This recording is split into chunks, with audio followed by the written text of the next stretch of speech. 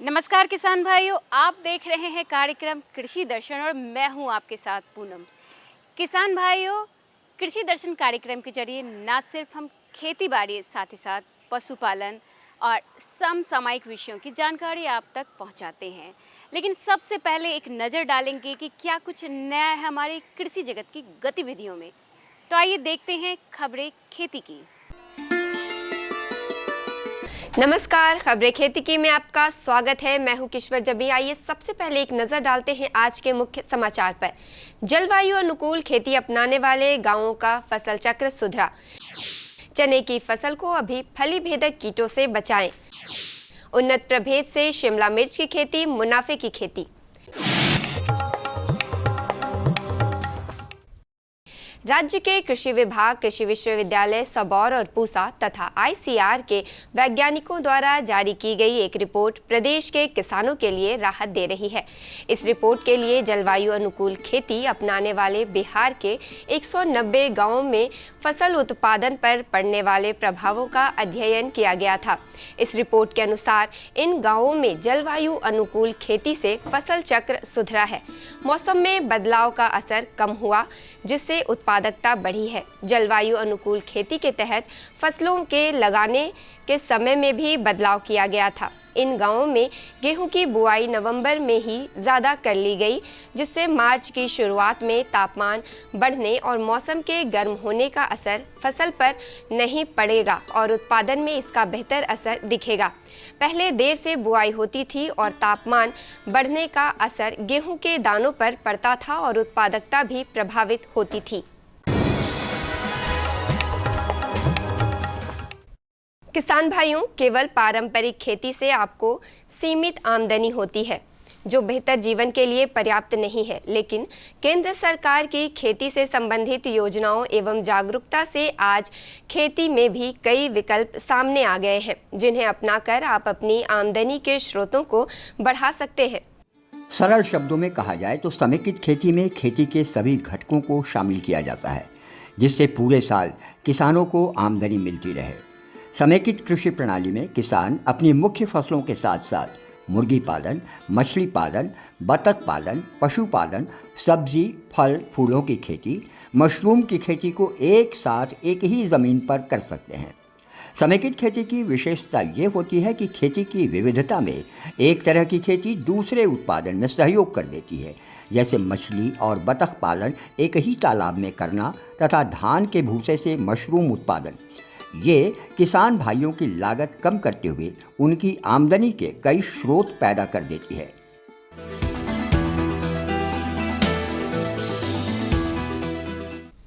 खबरें खेती की में आगे बढ़ते हुए आज आपकी मुलाकात अररिया ज़िले के हड़िया बाड़ा के किसान अब्दुल रहमान से, जिन्होंने अपनी आर्थिक समस्या से निजात पाने के लिए स्ट्रॉबेरी का सहारा लिया। और आज आलम यह है कि रहमान ज़िले के अन्य किसानों के लिए एक नज़ीर बन गए हैं। पारंपरिक फसलों की खेती में कम मुनाफे और ख़राब मौसम की वजह से देश के किसानों का झुकाव फलों और सब्जियों की तरफ हुआ। बिहार में भी किसानों ने स्ट्रॉबेरी की खेती शुरू की है। अररिया ज़िले के किसान अब्दुल रहमान ने कोरोना काल में उपजी आर्थिक समस्या के समाधान के लिए स्ट्रॉबेरी की खेती करने का फैसला किया। महाराष्ट्र के किसानों से मिलकर उन्होंने तकनीकी जानकारी हासिल की और खेतों में स्ट्रॉबेरी की लालिमा को उतार दिया। रहमान बताते हैं कि स्ट्रॉबेरी की खेती से उन्हें सालाना 8 लाख तक की कमाई होने लगी है। तो हम लॉकडाउन के बाद महाराष्ट्र गए, वहाँ के किसानों से मिले। वहाँ के किसानों ने बताया कि बलुआही ज़मीन इनको चाहिए और बलुआही ज़मीन अपने अररिया में उपलब्ध है। फिर हम महाराष्ट्र गए, वहाँ के किसानों से मिले, बताए, फिर ट्रेनिंग किए उनके पास जाके 20 दिन वहाँ रहे, बताया कि ऐसे ऐसे होता है। फिर हम महाराष्ट्र से पौधा मंगवाए तो 2 बीघे में हम लगवाए हैं। तो अभी बहुत हम खुशहाल हैं। अब्दुल रहमान जैसे किसान ही हमारे प्रधानमंत्री के आत्मनिर्भर भारत योजना की सफलता के सूत्रधार हैं।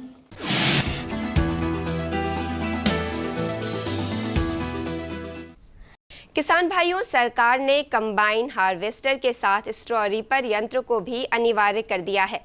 कंबाइन हार्वेस्टर फसल के ऊपरी हिस्से की कटाई तो कर लेता है, लेकिन फसल अवशेष प्रबंधन नहीं कर पाता है। इसके लिए स्ट्रॉ रीपर एक कारगर यंत्र है जिस पर सरकार सब्सिडी भी दे रही है।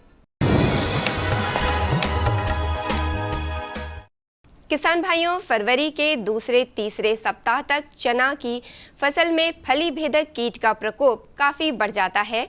इसे अगर नियंत्रित नहीं किया जाए तो फसल की बढ़वार पर इसका बुरा असर पड़ता है। ऐसे में आप अभी तुरंत इंडोक्सा कार्ब 1 मिलीलीटर प्रति लीटर या एमिडा क्लोरोप्रिड 1 मिलीलीटर प्रति लीटर पानी में डालकर फसल पर स्प्रे कर दें। इससे चने के पौधों में फली भेदक कीट का प्रकोप काफ़ी कम हो जाएगा और आपको उत्पादन भी अच्छा मिलेगा। किसान भाइयों, पोषक तत्वों से भरपूर शिमला मिर्च की मांग बाजार में तेजी से बढ़ रही है। बिहार सरकार का उद्यान निदेशालय भी शिमला मिर्च की खेती को प्रोत्साहित कर रहा है। सेंटर ऑफ एक्सीलेंस नालंदा में हरा, लाल और पीले रंग का शिमला मिर्च का पौधा तैयार किया गया है। इंदिरा, सोलन एवं ओरोबेल प्रभेद शिमला मिर्च के उन्नत प्रभेद माने जाते हैं। इन्हीं प्रभेदों से किसान अगर शिमला मिर्च की खेती करते हैं तो उन्हें बाजार में बेहतर कीमत मिल जाएगी। आइए अब एक नजर डालते हैं मंडी भाव पर। राजधानी पटना सहित प्रदेश की विभिन्न मंडियों में आज चावल और गेहूं के भाव कुछ इस प्रकार स्थिर रहे। सोनम चावल 5,000 रुपये प्रति क्विंटल, सुपर चावल 4500 रुपये प्रति क्विंटल और अरवा चावल 4200 रुपये प्रति क्विंटल। लोकल गेहूं 2800 रुपये प्रति क्विंटल, शरबती गेहूं 3500 रुपये प्रति क्विंटल। चलते चलते किसान भाइयों, आपके लिए मौसम का पूर्वानुमान। राजधानी पटना सहित पूरे प्रदेश में अभी भी पूर्वी और दक्षिणी पूर्वी हवाओं का प्रभाव जारी है, जिस कारण थोड़ी गर्मी महसूस हो रही है। मौसम विभाग से प्राप्त जानकारी के अनुसार अभी मौसम पूरी तरह से शुष्क बना रहेगा। अधिकतम तापमान 30 से 32 डिग्री सेल्सियस जबकि न्यूनतम तापमान 18 से 20 डिग्री सेल्सियस के आसपास बने रहने की संभावना है। किसान भाइयों को सलाह दी जाती है कि इस मौसम में प्याज की समय से बोई गई फसल में थ्रिप्स के आक्रमण की निरंतर निगरानी करते रहें। कीट के पाए जाने पर कॉन्फिडोर 0.5 मिलीलीटर या 3 लीटर पानी में किसी चिपकने वाले पदार्थ जैसे टीपोल आदि के साथ 1.0 ग्राम प्रति 1 लीटर घोल में मिलाकर छिड़काव करें। किसान भाइयों, अभी आपने देखा कृषि जगत के तमाम हलचलों को। यहाँ पे लेंगे एक छोटा सा ब्रेक, तो कहीं मत जाइए, बने रहिए हमारे साथ। अरे भाई, सुना नहीं क्या? केसीसी ने किसानों का जिंदगी बदल दिया है। देश के छोटे किसान 1,60,000 रुपये तक का कर्ज बिना किसी गारंटी को ले पाएंगे। ब्याज खोरों से भी पीछा छूटा। मैं तो जैविक खेती का पूरा सामान मंगा लिया। केसीसी का भी कोई दबाव नहीं है। ब्याज चुकाने के लिए पूरा 1 साल मिलता है। समय पर भुगतान करने पर केवल 4% के सालाना ब्याज पे लोन मिल गया मुझे। अपना आधार कार्ड, लेटेस्ट फोटो और जमीन के कागजात लेके अप्लाई करो बस। और नामांकन भरने के लिए जेब भी ढीली नहीं करनी पड़ी।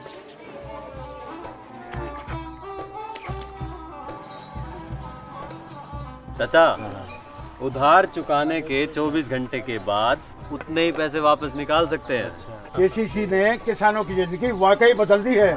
तो आप भी किसान क्रेडिट कार्ड अपनाएं और सहजता से ऋण पाएं।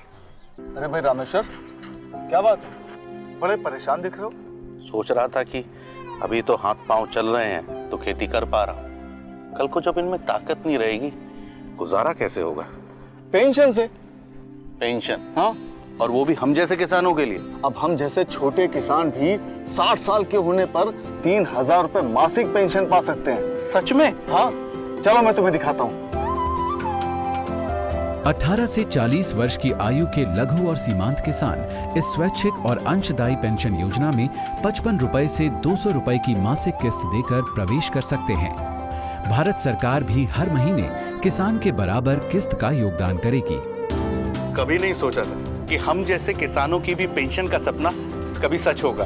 प्रधानमंत्री किसान मान धन योजना, अन्नदाता के परिश्रम को संबल, पेंशन से सुरक्षित उनका कर। नजदीकी जन सेवा केंद्र जाकर इस योजना से जुड़ें। हर जोखिम से निकल कर फसल आए, सुरक्षित हो जाए।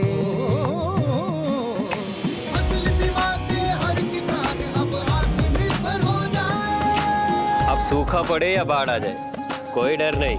अब ओले पड़े या कीट पतंगे फसल खा जाए, कोई फिक्र नहीं।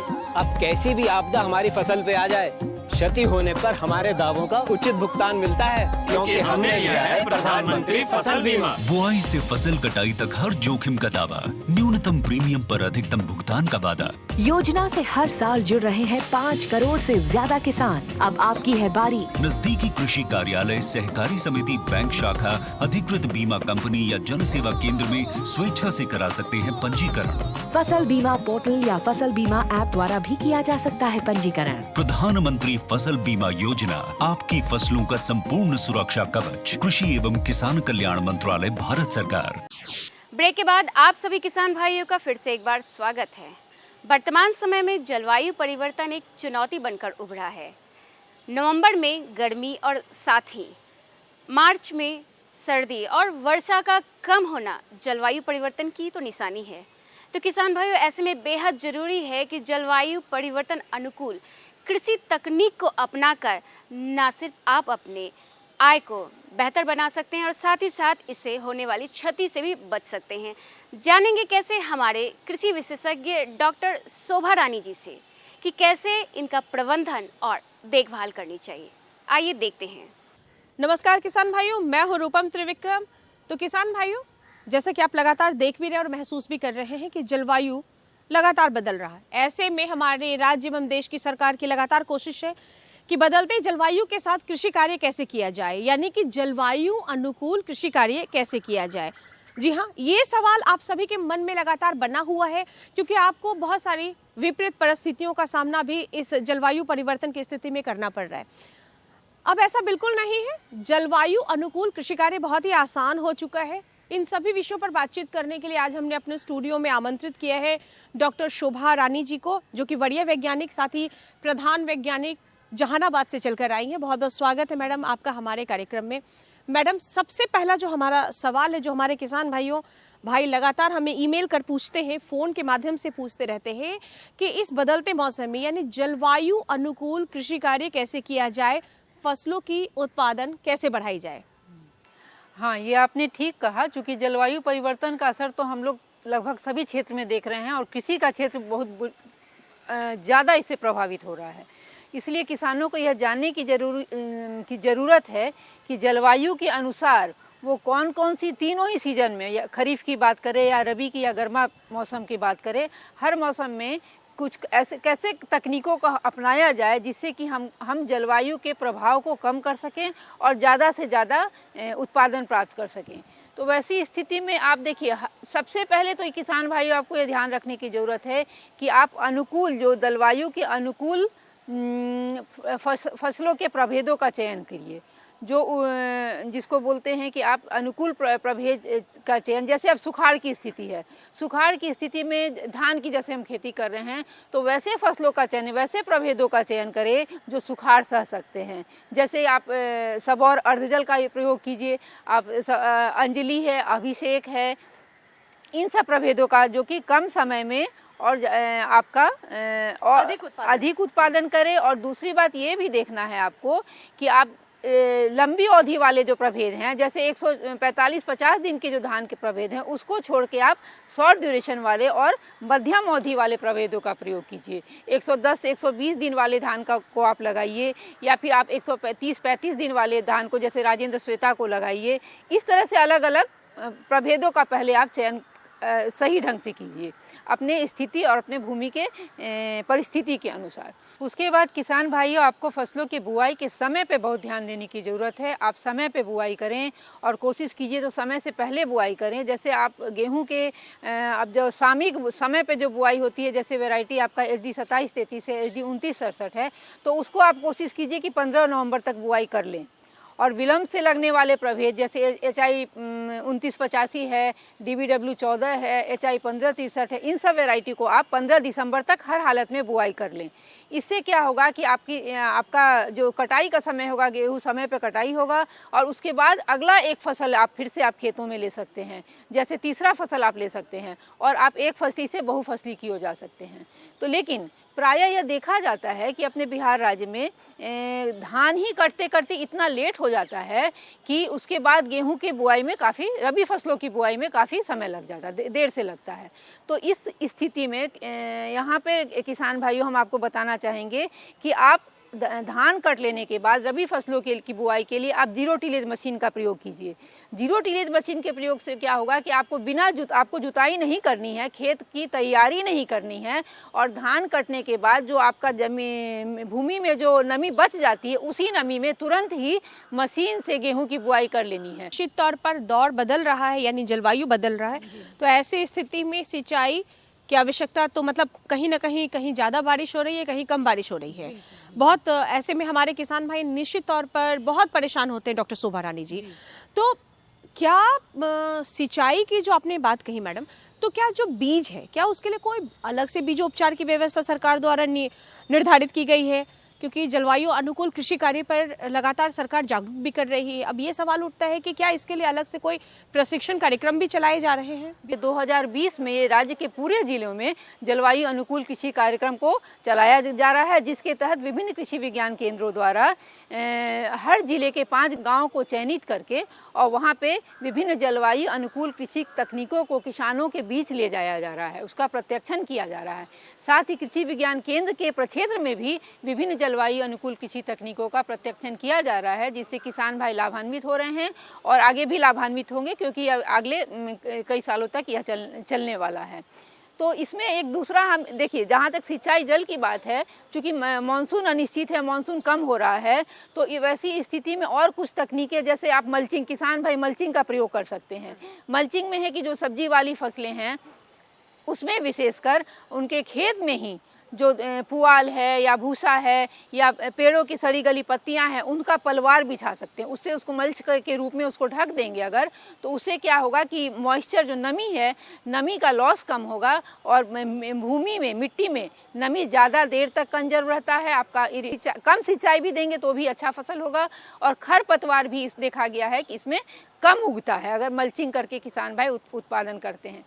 तो बहुत बहुत डॉक्टर शोभा रानी जी धन्यवाद कि आपने हमारे जो किसान भाई बंधु उनको बहुत उचित जानकारी दे रहे हैं कि जलवायु अनुकूल कृषि कार्य कैसे किया जाए और लगातार केंद्र एवं राज्य सरकार की एक मुहिम, एक कोशिश कि हमारे किसानों की जो समस्याएं हैं वो अतिशीघ्र उसका निदान हो सके। तो फिर हम अगले दिन अगले अंक में किसी और ख़ास टॉपिक के साथ आपके सामने अपने पूरे कृषि दर्शन टीम के साथ हाजिर होंगे। तब तक के लिए हमें दे इजाज़त। देखते रहे कार्यक्रम कृषि दर्शन। नमस्कार। अब बढ़ते हैं अगले सेगमेंट की ओर। पशुओं में बांझपन के क्या कारण है? पशुपालक किसान भाइयों के आय का मुख्य स्रोत दुधारू पशुओं से होने वाले दुग्ध उत्पादन और उनसे पैदा होने वाले बछड़े और बछड़ियां हैं। उनके आय के स्रोत को सुरक्षित, यानी उनके लाभ को हानि से कैसे बचाया जाए और बांझपन की समस्याओं, उनके कारणों को कैसे दूर किया जाए और समय समय पर पशुओं की क्या उचित देखभाल और उनके कौन से ऐसे जांच कराई जाए, जैसी तमाम बातों की जानकारी दे रहे हैं हमारे कृषि विशेषज्ञ डॉक्टर दिनेश महतो जी। नमस्कार किसान भाइयों, स्वागत है आप सभी का कृषि दर्शन कार्यक्रम में। किसान भाइयों, जैसा कि आप सभी जानते हैं, कृषि दर्शन कार्यक्रम के माध्यम से हम आपके समक्ष नवीनतम जानकारियां पेश करते हैं ताकि आपको ज़्यादा से ज़्यादा लाभ मिल सके। और इसी क्रम में आज का जो हमारा विषय है वह है दुधारू पशुओं में बांझपन की समस्या। और इस खास और महत्वपूर्ण विषय पर बातचीत करने के लिए हमारे साथ मौजूद हैं कृषि विज्ञान केंद्र जहानाबाद में वरिष्ठ वैज्ञानिक डॉक्टर दिनेश महतो जी। सर, कृषि दर्शन कार्यक्रम में आपका हार्दिक स्वागत है। सर, दुधारू पशुओं में जो बांझपन की समस्या आमतौर पर हमें देखने को मिल रही है, सर उसका कारण क्या है? दुधारू पशुओं में अभी के समय में हमारा 50 से 60% पशुओं में इस तरह की समस्या है। जो किसान भाई जो अच्छे दुधारू पशु जो लेते हैं, खास करके दुधारू पशुओं में ही ये समस्या बांझपन की समस्या होती है। बांझपन की समस्या होता क्या है? ये है कि जो गाय प्रत्येक साल में अगर एक बच्चा नहीं देती है, उसको हम बोलते हैं बांझपन। जो 2 साल 3 साल 4 साल तक वो बच्चा ना दे और गर्म ही ना हो, और गर्म भी होती है तो बच्चा ना रखता हो, उससे हम जो है ना कहते हैं कि बांझपन की समस्या हमारे किसान भाइयों का आएगा। अगर गाय जो है जिसका जो है ना 9 महीना में एक बच्चा उत्पादन करती है, उसी तरह का अगर नहीं करती है तो फिर उसको दूध में समस्या आ जाता है और वो बांझपन की ओर जाती है, तो उसके दूध की समस्या किसानों को झेलना पड़ता है, क्योंकि दूध का संख्या या प्रोडक्शन जो है धीरे धीरे कम हो जाता है। सर, प्रायः ये देखने को मिलता है कि जो हमारे पशुपालक भाई हैं वो सर ज़्यादा से ज़्यादा पैसा लगा करके और अपने घर में गाय या भैंस लाते हैं, ज़्यादा दूध बढ़ाने वाली जो प्रजातियां होती हैं गाय भैंस की, तो लाते हैं कि इससे हमारा आय बढ़ेगा। लेकिन सर कुछ ही दिनों के बाद देखने में ये मिलता है कि अगर 8 महीना हो गया, 9 महीना हो गया दूध निकालते हुए, लेकिन गाय गाभिन नहीं होती है, तो सर इसके लिए क्या निदान है, क्या उपचार है, क्या खिलाना चाहिए? सर इसके बारे में जानकारी हमारे पशुपालक भाइयों तक पहुंचाया जाए। हाँ, ये खान पान वाला क्वेश्चन जो आपका था, ये आपका है बहुत ही अच्छा है, क्योंकि किसान भाई को जो है ना ये पता ही नहीं होता है कि हम कितना खिलाएं और क्या क्या खिलाएं, जिसके तहत दूध भी बढ़ेगा और साथ साथ गर्भाशय का विकास भी होगा। तो खाने के साथ साथ जो आप अनाज देते हैं, जैसे कि किसान भाई आपको पता नहीं होगा तो मैं बता दूं कि प्रत्येक 3 किलो में दूध में 1 किलो अनाज देना है। साथ ही साथ कैल्शियम जो ना 50 ml पिलाना है और मिनरल मिक्सचर जो खनिज लवण बोलते हैं वो 50 ग्राम डेली देना है। दुधारू गाय को अगर ये देते रहेंगे तो आपके ये बांझपन की समस्या नहीं आएगा, क्योंकि प्रोटीन की मात्रा हमारा शरीर में उतनी ही जरूरी है जितना जरूरी जो है ना एक दूध लेने में है। क्योंकि प्रोटीन अगर हमारा शरीर में उसका गाय के दुधारू गाय में नहीं जाएगा तो उसके अंडाणु देने की समस्या आएगी। जैसे कि हम प्रोटीन की बात करते हैं तो उसमें गर्भाशय के लिए जो समस्या है उसमें विटामिन ई और विटामिन ए का जरूरी पड़ता है। तो इसके लिए किसान भाई अगर खाना के अगर करते हैं तो अंकुरन गेहूं या अंकुरन चना का प्रयोग हम करते हैं, तो जिसके तहत क्या होता है कि उसमें विटामिन ई पाया जाता है। तो विटामिन ई के तहत जो है ना उस पर अंडाणु का विकास और निकलना ज़्यादा अच्छा होता है। तो इसके मिनरल जो है ना आप ज़रूर दें, और साथ ही साथ अनाज जो दे रहे हैं दूध के लिए वो तो देना ही पड़ेगा। बहुत ही अच्छी और महत्वपूर्ण जानकारी सर आपके द्वारा हमारे किसान भाइयों को दी जा रही है। इसी क्रम में जो अगला सवाल है वह यह है कि कई जो हमारे पशुपालक भाई हैं वो जागरूकता के अभाव में जो जरूरी सावधानियां हैं उनको बरत नहीं पाते हैं। तो सर क्या जरूरी सावधानी खिलाने पिलाने के संबंध में बरतनी चाहिए जिससे पशुओं में बांझपन की समस्या खत्म हो जाए या नहीं रहे? किसान भाई, ये जो क्वेश्चन था बहुत ही अच्छा था, क्योंकि दुधारू पशुओं में कैसे खिलाएंगे और कब कब खिलाएंगे, इन्होंने कहा बहुत ही अच्छा क्वेश्चन पूछा। इसका सबसे बढ़िया है कि जब प्रेग्नेंट हो जाए 3 महीना तक या 4 महीना तक जो होती है उस पीरियड से ही आपको लास्ट 9 महीना तक जो है ना हमको मिनरल पाउडर खिलाना है, और साथ साथ कैल्शियम जो है ना 7 महीना तक देना है। इससे क्या होगा कि जो है ना हमारा अंडाणु निकलता भी रहेगा, दूध भी आता रहेगा। दूसरा आपने पूछा था कि जो क्वेश्चन जो है ना कि क्या क्या खिलाया जाए, कैसे किया जाए, तो इस पे कहना है कि जो बहुत किसान क्या करते हैं कि जब गाभिन हो जाती है, दूध सूख जाता है, उसके बाद मिनरल पाउडर देना छोड़ देते हैं। हम कहेंगे कि उस पीरियड आप मिनरल पाउडर दीजिए, क्योंकि बच्चा देने के समय उसको भी ताकत की जरूरत पड़ती है। साथ साथ उसको जो है ना बच्चा देने के पीरियड में 5-10 आदमियों की ताकत की जरूरत पड़ती है, और बॉडी का एक्टिविटी है, एनर्जी है, ताकत है, इम्यूनिटी पावर है, वो हमारे उसका गाय के पावर में कमी हो जाता है, जिसके चलते वो समस्या आता है। तो मैंने व्यक्तिगत तौर पर ये खुद देखा है कि क्या करते हैं कि जब गाय या भैंस हीट में आ जाती है तो सर एक ही टाइम में उसको डबल सीमेन दे दिया जाता है कि जल्दी ये गर्भाधान हो जाने पर गाभिन हो जाएगी, और लेकिन सर ऐसा होता नहीं है। तो सर इसके लिए क्या हमारे पशुपालक भाई उपाय करें कि बांझपन से उनका जो पशुपालन है वो दूर रहे और ग्रसित नहीं? नहीं, एकदम सही क्वेश्चन है।